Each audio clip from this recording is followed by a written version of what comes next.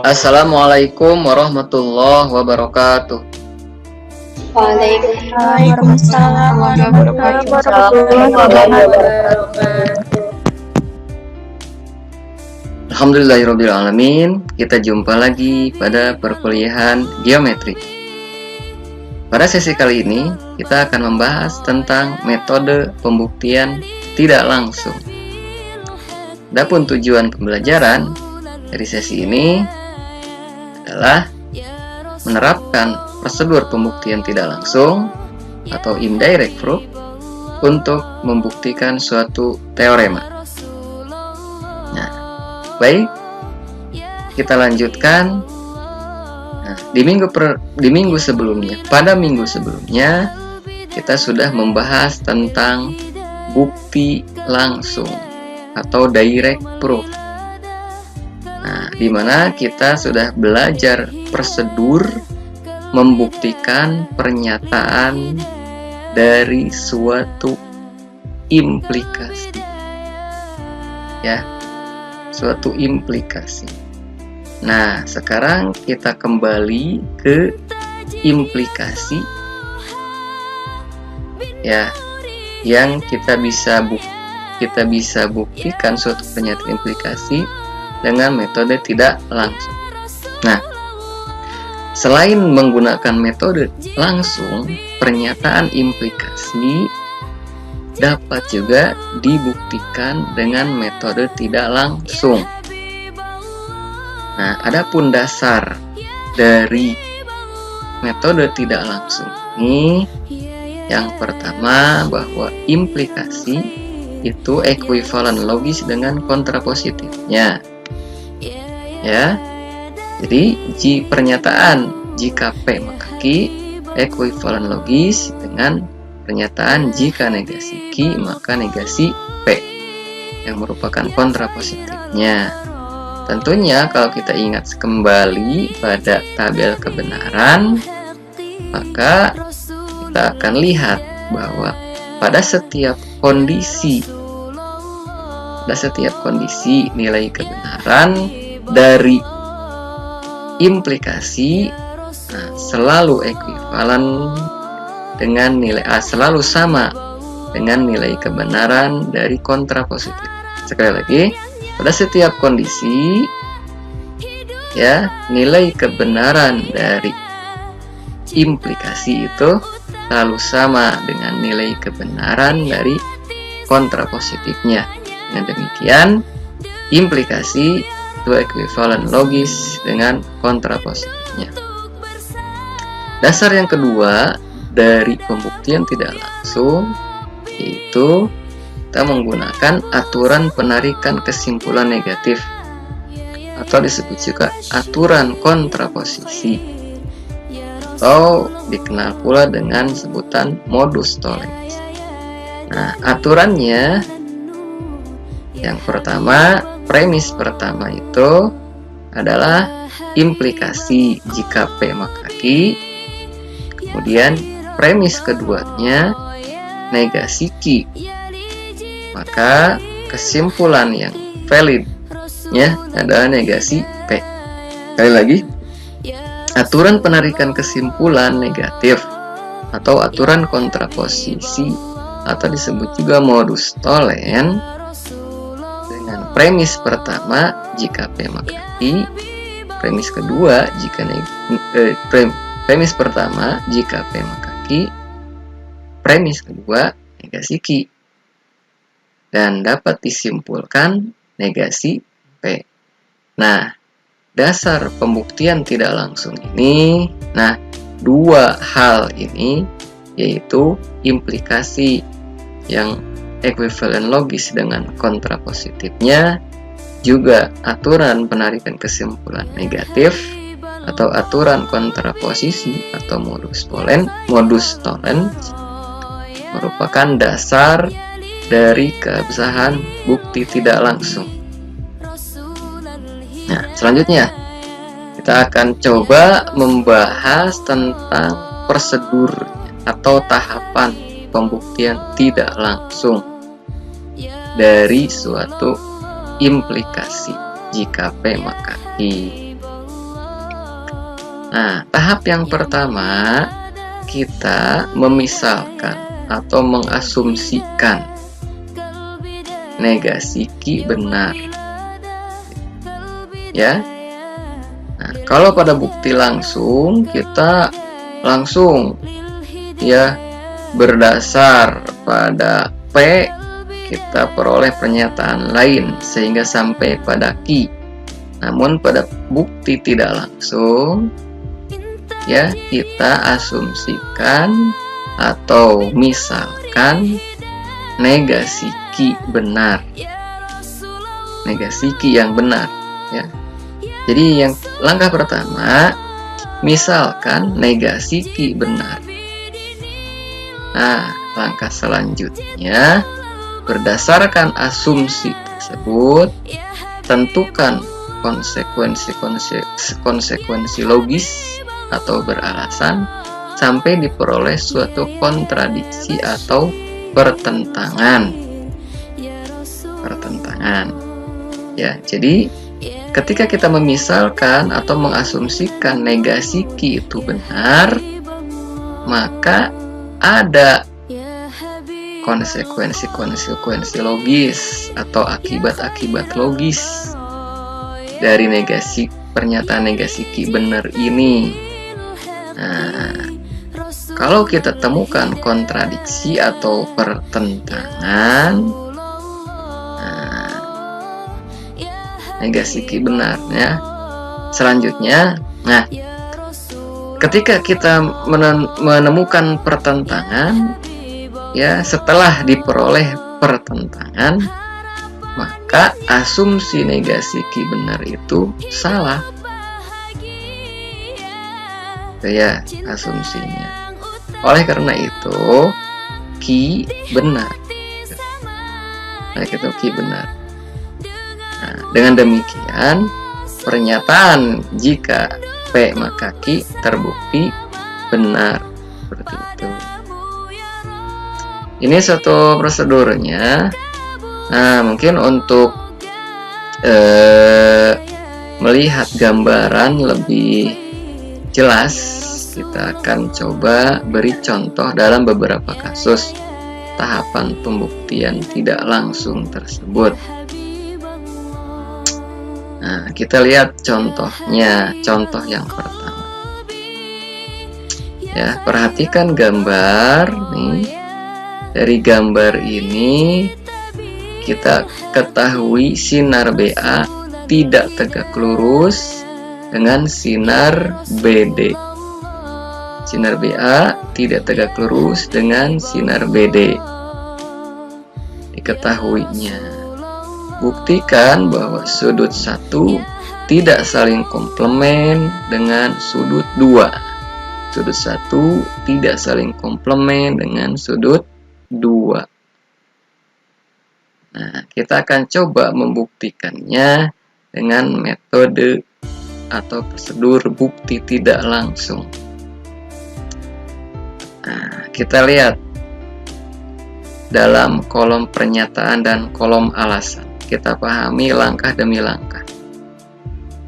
Langkah pertama, kita misalkan atau asumsikan.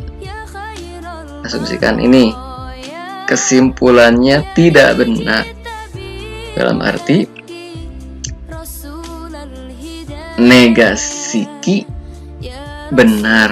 Nah, tadi itu ya, negasi Ki benar. Ini diketahui ini merupakan pernyataan P. Kemudian yang akan dibuktikannya adalah pernyataan Ki. Asumsikan negasi Ki benar. Berarti ini negasi. Asumsikan atau misalkan ya, negasi dari sini nih ya. Berarti sudut 1 saling komplement dengan sudut 2. Negasinya, asumsi, alasannya apa? Asumsi bukti tidak langsung. Nah, dari asumsi ini tentunya ada konsekuensi logis. Ya, konsekuensinya apa? Sudut 1 saling komplement dengan sudut 2. Itu berarti berdasarkan definisi dua sudut saling komplement, maka ukuran sudut 1 ditambah ukuran sudut 2 sama dengan 90. Ya. Nah, sementara ukuran sudut 1 ditambah ukuran sudut 2 itu sama dengan ukuran sudut ABD berdasarkan postulat penjumlahan sudut. Begitu. Selanjutnya, ukuran sudut ABD sama dengan 90 derajat. Gunakan sifat substitusi dari pernyataan 2, langkah 2 dan langkah 3. Nah, selanjutnya sudut ABD sudut siku-siku. Ya, alasannya apa? Definisi sudut siku begitu. Karena sudut ABD siku-siku berarti sinar BA tegak lurus dengan sinar BD. Alasannya apa? Teorema garis tegak lurus yang di pertemuan lalu sudah kita bahas. Nah, coba perhatikan di sini. Di langkah 6, BA tegak lurus dengan BD.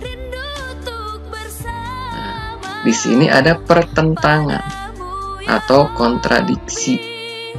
Ya, kontradiksinya dengan apa?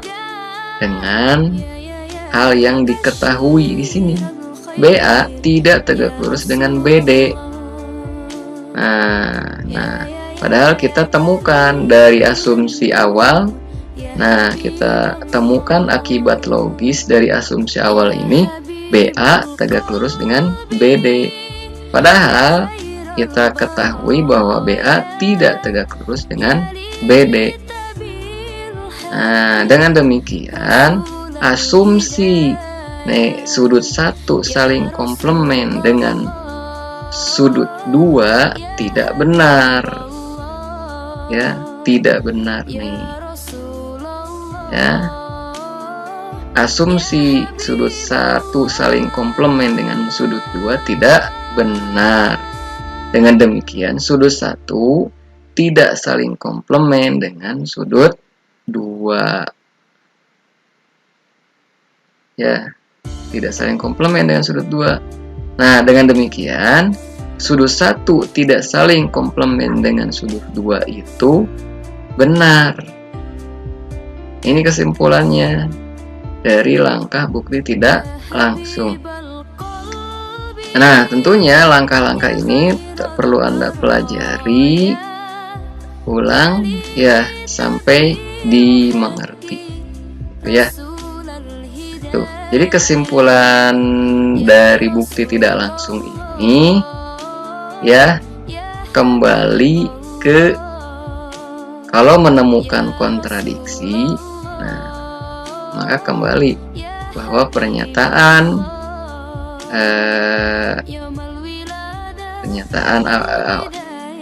ki itu ya atau benar ya. Nah, dengan demikian itu kesimpulannya. Jadi langkah terakhir setelah ditemukan kontradiksi atau pertentangan dengan apa? Dengan fakta boleh, dengan yang diketahui boleh, dengan postulat boleh, dengan definisi boleh, atau dengan teorema yang sudah terbukti benar juga boleh.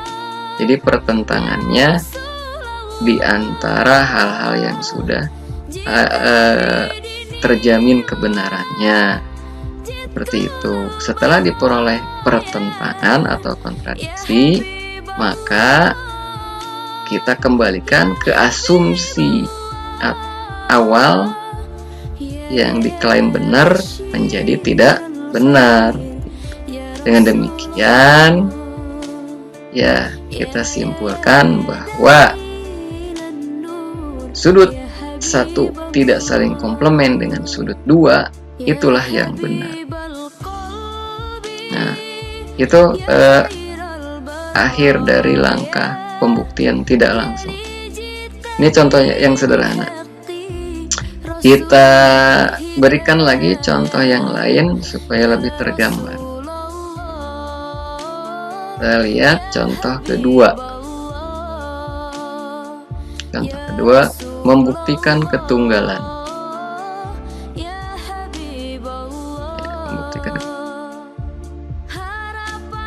Buktikan bahwa garis bagi sudut adalah tunggal. Nah, ini garis bagi sudut adalah tunggal.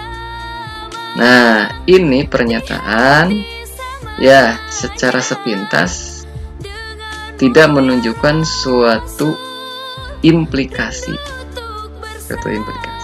Namun kita bisa nyatakan kembali pernyataan ini pada suatu dengan menjadi suatu implikasi. Tentunya tidak merubah maksud dari pernyataan tersebut.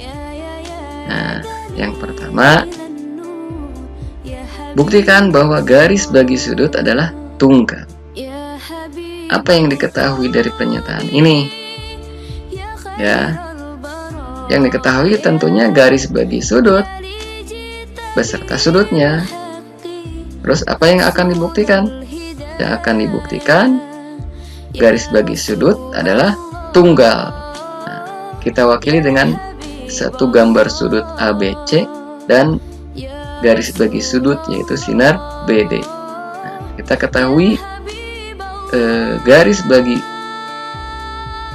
BD, sinar BD merupakan garis bagi sudut ABC. Kemudian kita akan buktikan bahwa sinar BD tunggal. Nah, kita lihat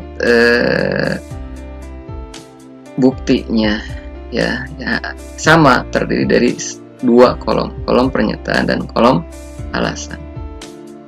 Nah, bukti tidak langsung diawali dengan asumsi bukti tidak langsung. Asumsi yang mana? Asumsi kesimpulan tidak benar. Ya. Nah, misal kita lihat langkah pertama. Misalkan ada garis bagi sudut ABC yang lain ya selain sinar BD yaitu BE. Nah, ini permisalan atau asumsi. Jadi asumsikan tidak tunggal. Ya, asumsikan tidak tunggal. Kan tadinya akan dibuktikan sinar BD tunggal. Maka dari bukti tidak langsung kita asumsikan ya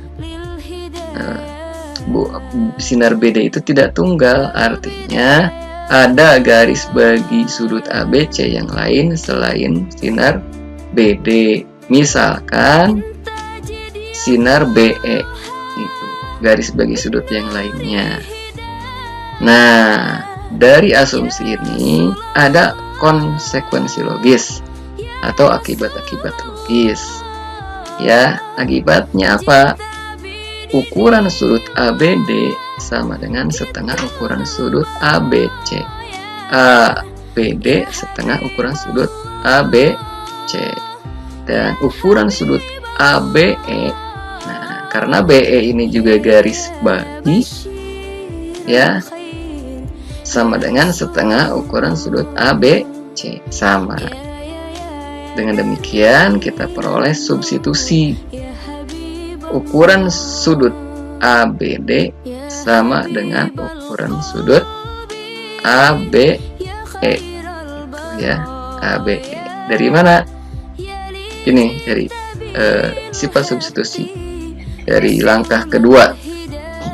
Ya, selanjutnya ukuran sudut ABD itu apa? Ukuran sudut ABD sama dengan ukuran sudut ABE ditambah ukuran sudut EBD. Nih, perhatikan gambar B, gambar B. Ini kasusnya, gambar B. Ya. Apa alasannya? Nah, postulat penjumlahan sudut. Ukuran sudut ABE ditambah ukuran sudut EBD sama dengan ukuran sudut ABD. Nah, selanjutnya ukuran sudut ABD sama dengan ukuran sudut ABD ditambah ukuran sudut EBD. Ini sifat substitusi dari langkah 3 ke langkah 4. Ya, sifat substitusi. Nah, dengan menggunakan sifat pengurangan kita peroleh langkah 6, ukuran sudut EBD sama dengan 0. Nih, sifat pengurangan dengan 0. Nah, di sini ada kejanggalan atau ada kontradiksi. Ada kontradiksi. Kontradiksi dengan apa? Kontradiksi bertentangan dengan postulat ukuran sudut. Ya, di minggu sebelumnya, di pertemuan sebelumnya kita membahas postulat.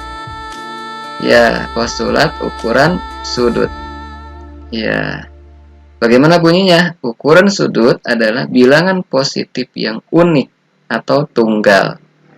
Nah, sementara itu di langkah 6 kita menemukan sebuah ukuran sudut yang bukan bilangan positif, yaitu 0. Nah, 0 ini bukan bilangan positif. Ya. Nah, dengan demikian langkah 6 ini bertentangan dengan postulat ukuran sudut. Ya. Nah, jadi kalau sudah menemukan pertentangan, maka kita tinggal menyimpulkan. Kesimpulannya apa? Kesimpulannya kembali ke langkah awal. Jadi langkah awal permisalannya tidak benar. Ya, dengan kata lain, asumsi sinar BD tidak tunggal salah. Ya, salah. Kalau ada sinar yang lain yang menjadi garis bagi sudut ABC, salah. Nah, dengan demikian sinar BD tunggal ini benar, gitu. Benar. Jadi benar terbukti. Nah, langkah ke-8 atau terakhir dari kesimpulan bukti tidak langsung ini menunjukkan bahwa benar, ya terbukti benar terbukti atau terbukti benar bahwa garis bagi sudut adalah tunggal. Garis bagi suatu sudut adalah tunggal. Nah, itu suatu contoh kedua. Nah, selanjutnya kita akan, supaya lebih kaya dengan contoh ini, kita akan sajikan lagi contoh pembuktian tidak langsung dari suatu teorema, ya. Suatu teorema. Bunyinya, jika dua garis dipotong oleh transversal sehingga dua sudut sehadap kongruen, maka dua garis tersebut sejajar. Ya. Sejajar. Nah, kita lihat dulu dari teorema ini. Teorema ini sudah nampak merupakan kalimat atau pernyataan implikasi. Ya, jika dua garis dipotong oleh transversal sehingga dua sudut sehadap kongruen, maka dua garis tersebut sejajar. Dengan demikian, kita sudah bisa memilah mana yang diketahui dan mana yang akan dibuktikan. Apa yang diketahui? Nah, kita lihat dulu gambar yang mewakili situasi pada teorema ini. Diketahui. Nah, begini. Kita lihat dulu gambar yang merepresentasikan kondisi dari teorema ini.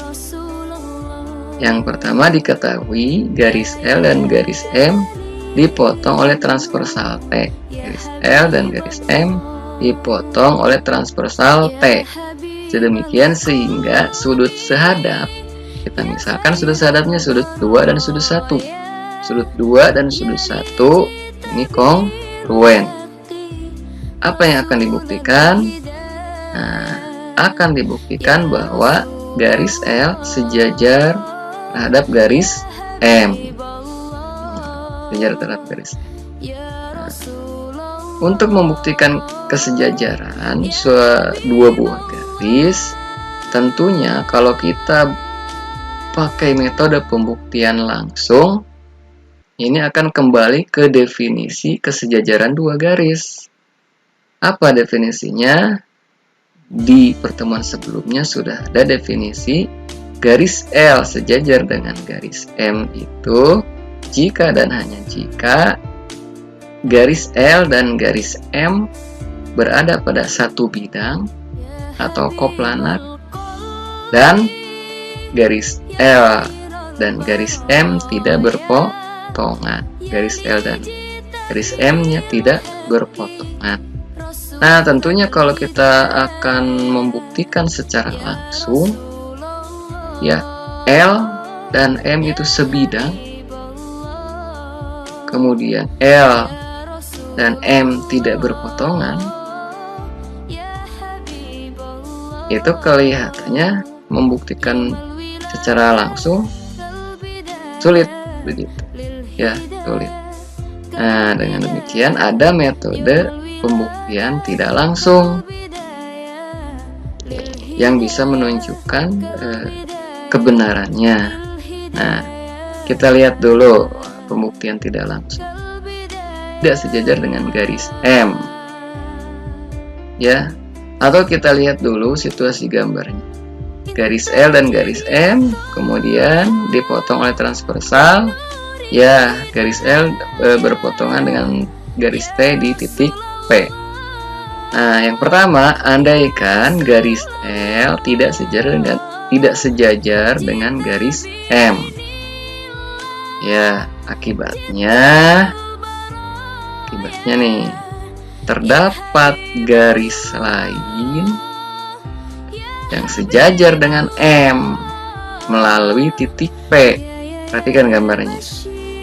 Kalau L tidak sejajar dengan M, maka ada garis lain yang sejajar dengan M, misalkan R. R sejajar dengan M melalui P. Titik P.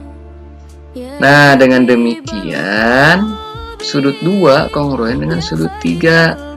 Perhatikan, sudut 2 kongruen dengan sudut 3. Ini postulat sudut sehadap. Bunyinya bagaimana? Jika dua garis sejajar dipotong oleh transversal, maka pasangan sudut sehadap kongruen. Ini postulat sudut sehadap, ya. Selanjutnya, angka 4, sudut 3 kongruen dengan sudut 1.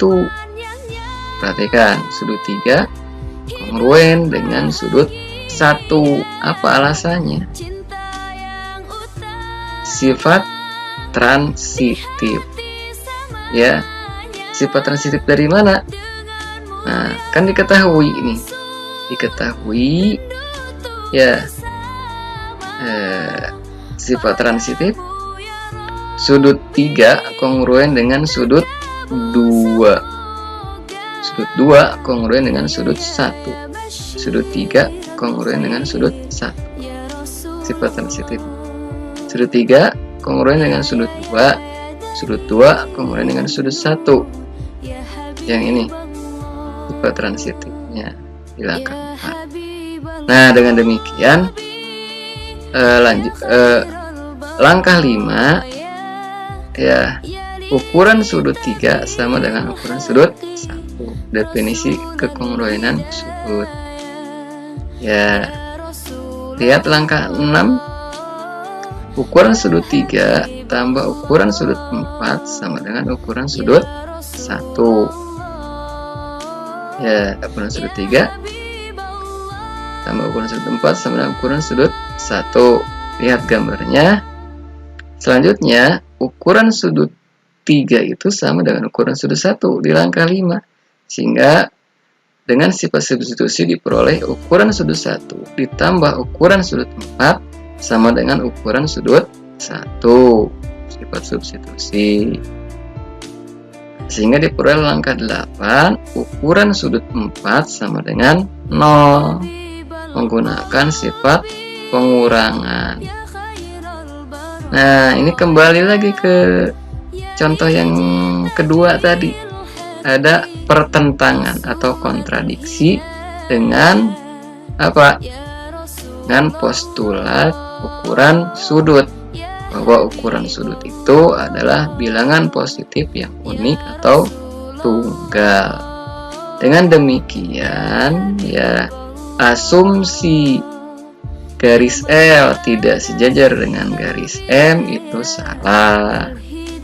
Dengan demikian, ya, garis L sejajar dengan garis M itu benar atau terbukti benar.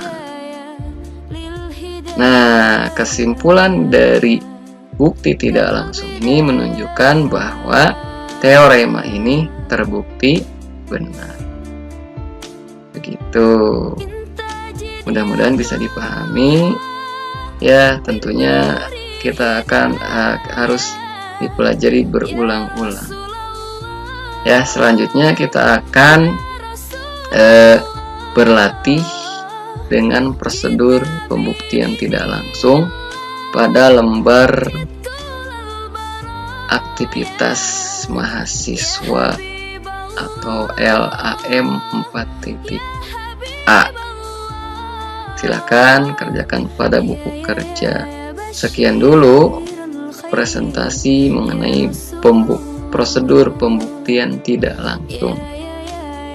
Alhamdulillahirabbil alamin. Sekian dulu perkuliahannya, kita tutup dengan baca hamdalah bersama-sama. Alhamdulillahirabbil alamin. Assalamualaikum warahmatullahi wabarakatuh. Waalaikumsalam warahmatullahi wabarakatuh. Terima kasih, Bapak.